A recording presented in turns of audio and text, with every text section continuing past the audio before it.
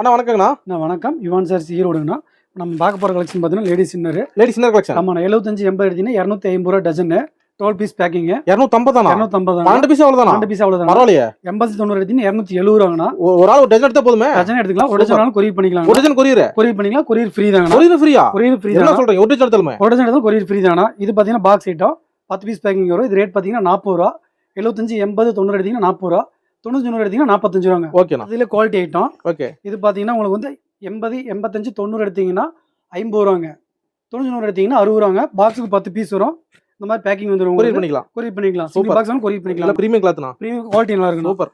அதுல பிரைசர் இது பாத்தீங்கன்னா 35 ரூபாங்க. வெறும் 35 ரூபா தான். பிரைஸ் வந்து 30 ரூபாங்கண்ணா. ஓகேண்ணா. சிங்கிள் பாக்ஸ் வந்து கொரியர் பண்ணிக்கலாம். ஓகேனா உங்களுக்கு வந்து 75-80-85-90 எடுத்தீங்கன்னா 50 ரூபாங்கண்ணா.